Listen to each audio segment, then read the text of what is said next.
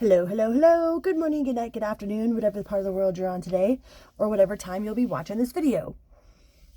This episode of As the Tarot Turns is brought to you on purpose with purpose. I am your host, Nacho Mama. Some people call me Crystal, some people call me Criddle, like Riddle with a C. Either way, Nacho Mama is a personality, not a person.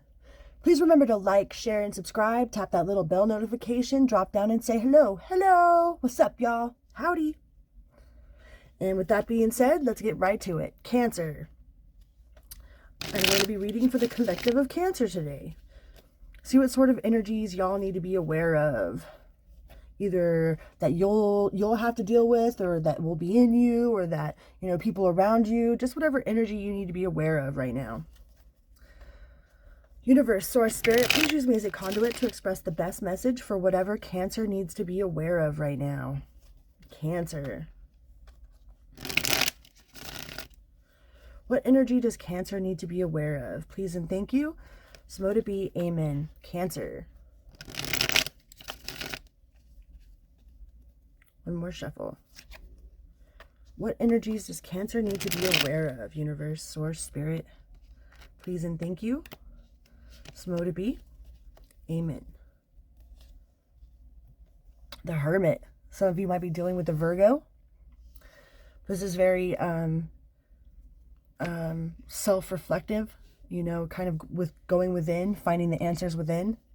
You have the Star in reverse, so it might be about things not, like you're not seeing the light in some sort of situation, in your present moment. Because if we go by past, present, and future, like you, in your past, you were very hermity, very reflective, inward, not necessarily completely antisocial, but just more introspective, You're more reflective, introspective. In the present moment, it seems like there is some sort of hope that's not turning out to your favor, like something that you were hoping for isn't going the way that you originally had planned for.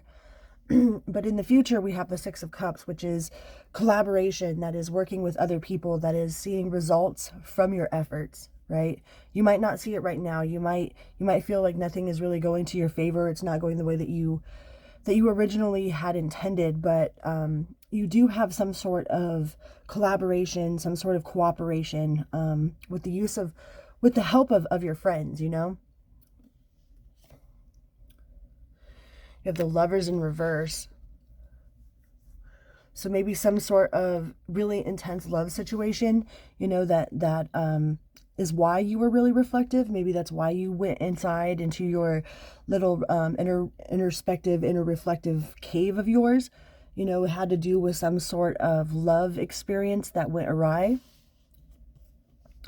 Some sort of choice in love made you reflective, It might not have worked out the way that you wanted it to, but it definitely made you a lot stronger than you were then. And you probably understand a lot more now about what you do want than you did in the past, so that you can not make these type of choices in love again. A lot of times the Lovers represents a choice. Like we usually have an opportunity to pick the shiniest one, the one with the most money, the one that wears all the bling, the one that, other people are seeking, but that usually is there's one next to it that's actually true and genuine, which we don't see until we're older. A lot of times we make choices in love that are very toxic because we haven't matured enough to make correct choices for ourselves, because we didn't know enough about ourselves to actually understand what it was we really wanted in the first place. So we usually go after the ones that are shiny, right? Well, some sort of shiny, what seemed to be shiny relationship made you very introspective, very reflective. You understand a lot more now about what you do want and what you don't want, through that experience. Yeah. Like you have learned to, you learned a lot from whatever this super intense toxic love situation was. By making the wrong choice, you've learned what you want in the right choice, And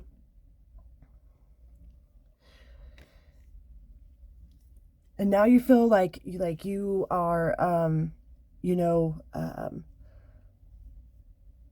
like leaving it up to universe. You're not so not so, no, it has to be this way, it has to be that way. You know, they have to be, you know, two houses with 4 cars. And, you know, if they don't live in a 5-bedroom house with 4 bathrooms, then they're not the one for me. You know, if they don't do this or this or this, then they're not the one for me. You know, you're not basing your decisions solely off of material perspectives.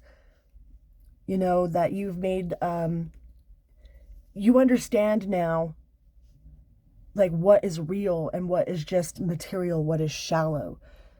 You know, you're not going off of just the shallow aspects of things. Like, you're leaving it to universe, you know, and you're kind of just throwing caution to the wind. Like, she's blindfolded, throwing daggers at this bullseye here, you know, but she hits that shit bullseye by letting the universe take over.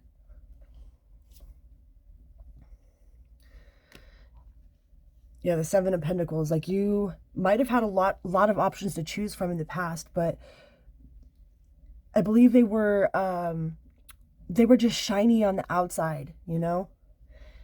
You didn't know what true qualities in a person you were looking for.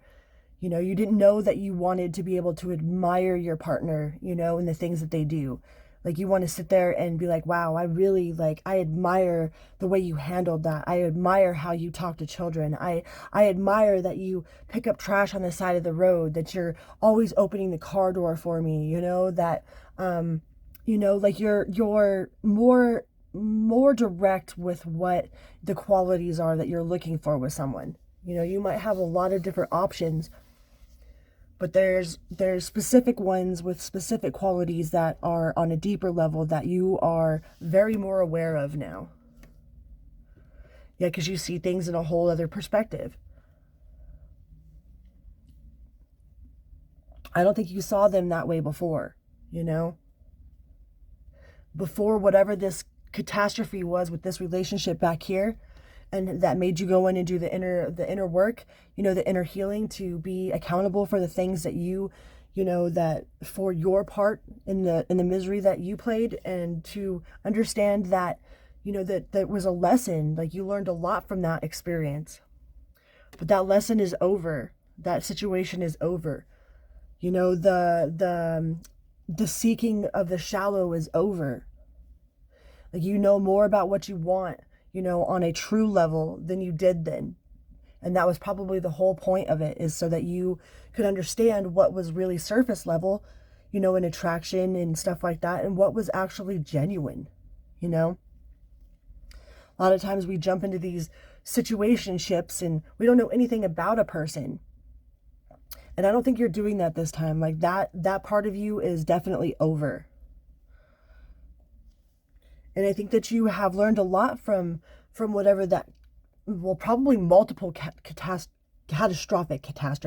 catastrophic relationships in the past, you know? You probably learned a lot from those catastrophes. And I think that you are, you're done with the shallow. You're done with the surface level attachments, with the surface level attractions, you know? One of my biggest red flags, I'm like, man, they're just my type. That's my red flag number 1. If somebody is just my type, man, from my olden days, like, that is red flag for me number 1, right? Like, oh no, I've learned my lesson from that.